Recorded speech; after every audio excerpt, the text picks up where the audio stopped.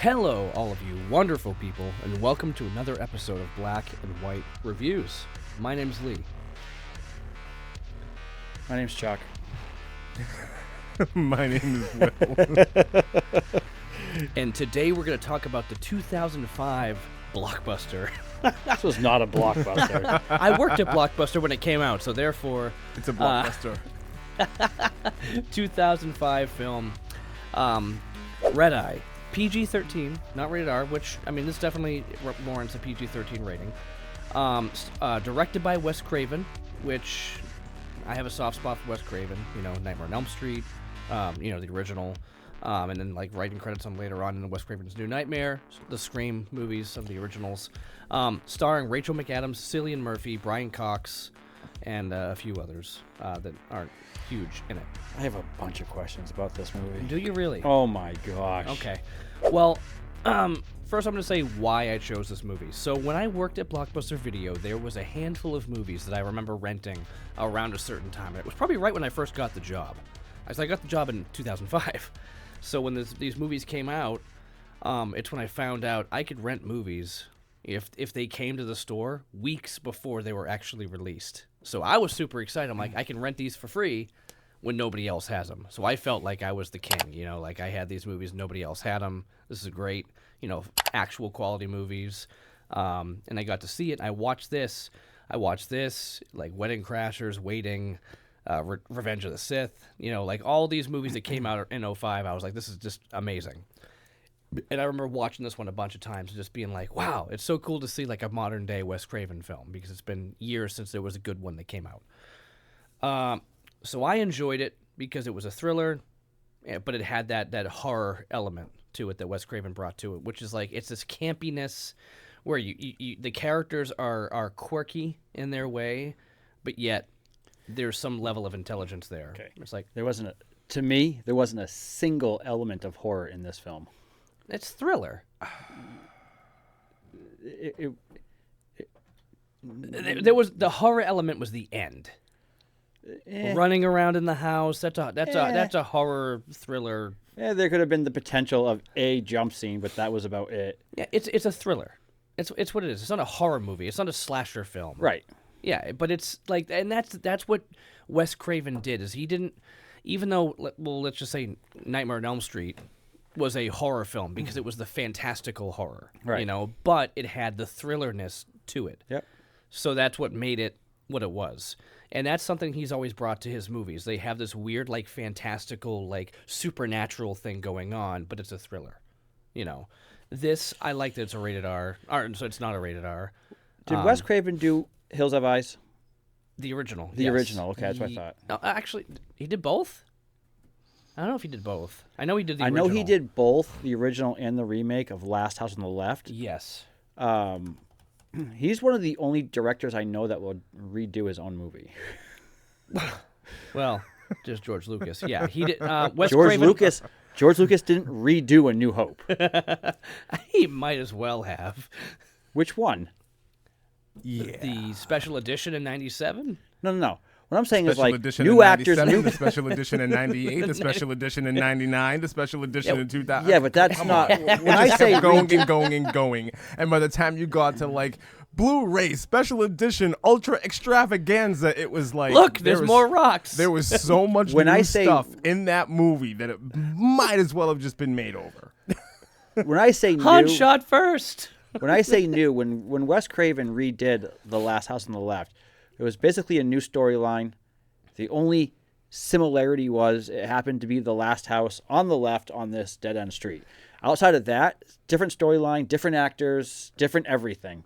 I didn't watch. I couldn't get through the movie. Oh my gosh, I watched it, and there's literally the movie's an hour and a half, and there is a 25-minute rape scene. It is awful I could to not watch. get through that movie. It's horrible to watch. I couldn't do rough. it. That's rough. I watched it the first time, and I was like,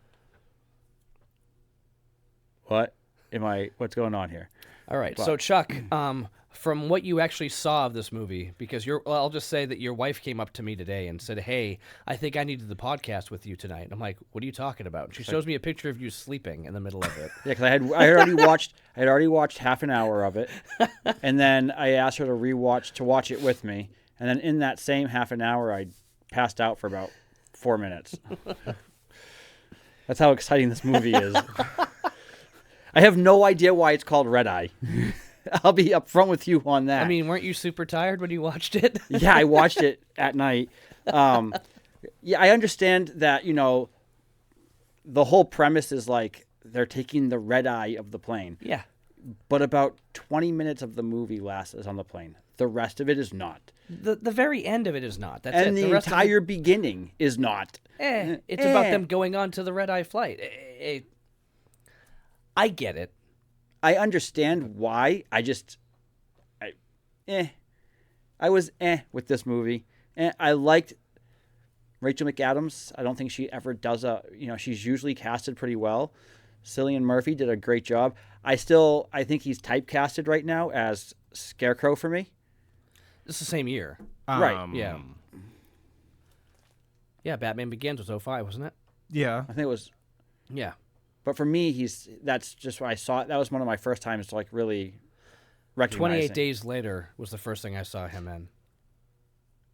He was the main character in 28 Days Later. Was it 28 days or 28 weeks? No, 28 Days, the original. Was that him? Yeah, that was absolutely him. With the So, half-shaved head. And, the other guy who played 20, was it Carl something? Was it Carl? No. 28 Weeks, that was Sandra Bullock. No, not 28 weeks later.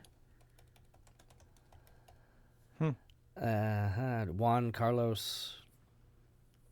Oh, that's the writer. It's part 2 of 28 days Robert later. Carlyle. Robert Carlyle, that's what I'm thinking of. Rose Byrne. He also played Rumpelstiltskin in Once Upon a Time, which is a TV show. He's actually a fantastic actor. I like him a lot. But I do like Cillian Murphy.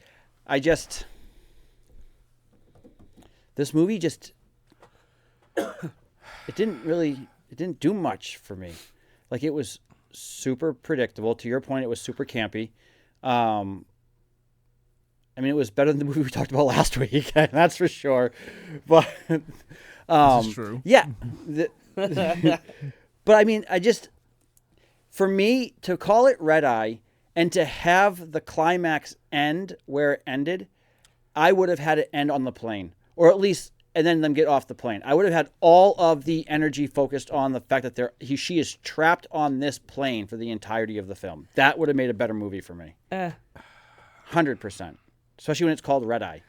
I think the idea of calling it Red Eye was to kind of throw people off so you didn't know what was actually happening and where it was going when they first introduced it. So I think a lot of movies nowadays will give you everything. Like, here's what the movie's about, here's all the best parts, everything in the trailer, and then that's that.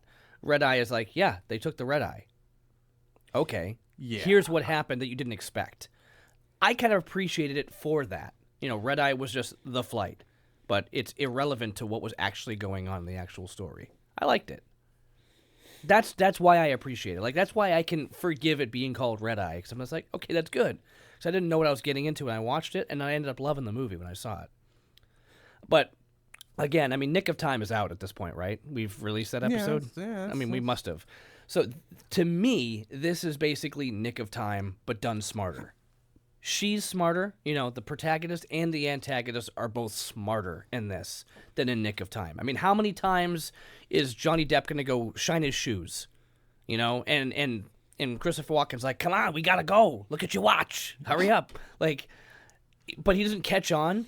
Yet, like, this old lady comes over there, and she's like, oh, the book, Dr. Phil, blah, blah, blah. And then, like, he doesn't see anything, but he comes over there and goes, I'm assuming she's going to read that. And then, like, just, like, headbutts her and, like, knocks her out. I'm like, whoa.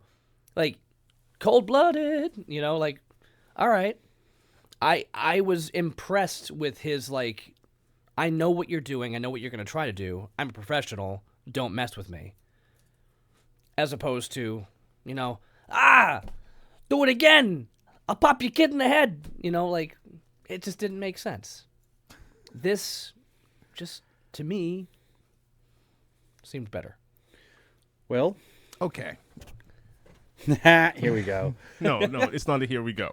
So when I first saw this movie, I was pissed because the trailers, like Wes Craven's Red Eye, and you get like Cillian Murphy sitting there and his eye turns red and you don't know what he's looking at, and that's all there is to it. And it was this giant thing of mystery. This movie was billed as, Wes Craven's new supernatural thriller, and it wasn't that at all.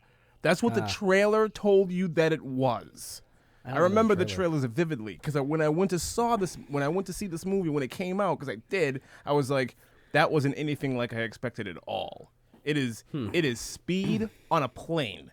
That's about it. That's what this movie was for me, and I was like, all right, okay. And having now watched it again, 20 years later, I appreciate it a little bit better. Over the the initial dislike that I had for the movie, I appreciate it a lot better. I think Cillian Murphy is fantastic. Rachel McAdams, I can take or leave. She was actually pretty decent in this role for what she was trying to do. The only big problem that I have is that I don't like movies where the villain is easily bested at every turn. This guy, this character, this villain that Cillian Murphy is playing here he's not smart. He's not bright. You're on a timetable here that you need to get things done at a specific time in a specific way, and your answer to that is to knock her out. Why? Just take better control of the situation. Then everything at the end happens, and I don't believe that Rachel McAdams would be able to do anything like that. I just don't.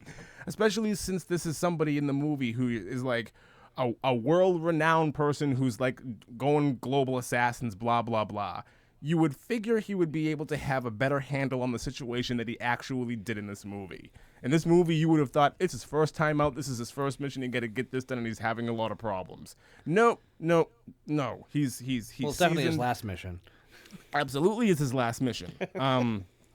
There were things like he's supposed to be like Jason Bourne, and like Rachel Adams against Jason Bourne, he would handle her. And in this case, he didn't.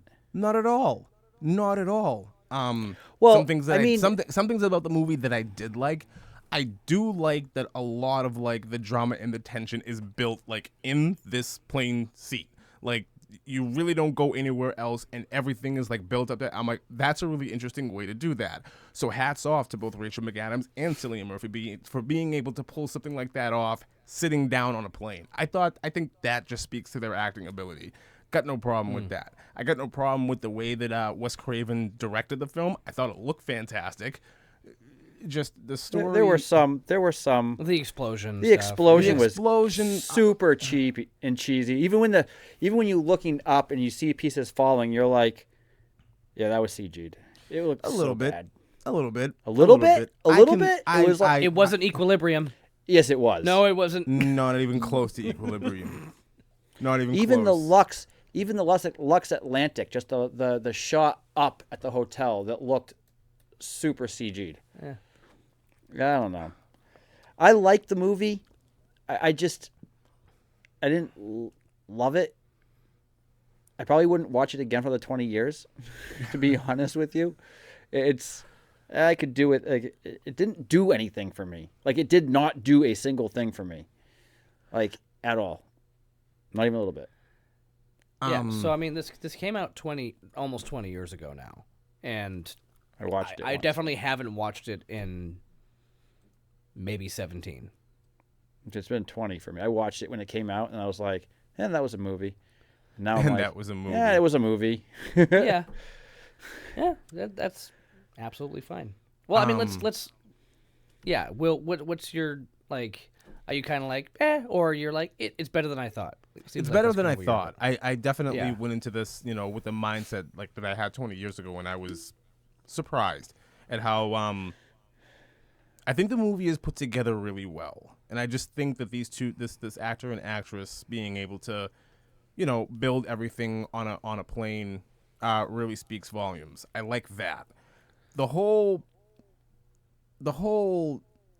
I don't know. There were other things that were happening on this plane, and I was like, but why?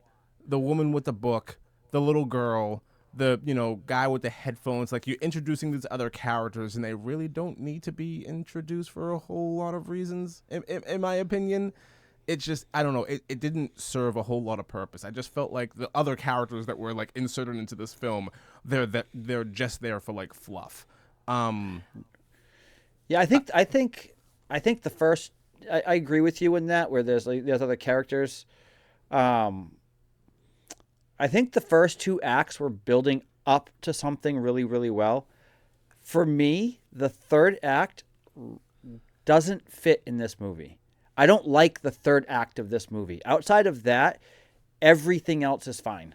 Because the environment changed and it just didn't seem like it fit. It like drastically changed, and it became so much different than what it was for the first 2/3 of the movie. Okay. And that's why I said, even if it ended where it ended, it would have been fine, but do it in the last 5 minutes of the third act, not the entire third act.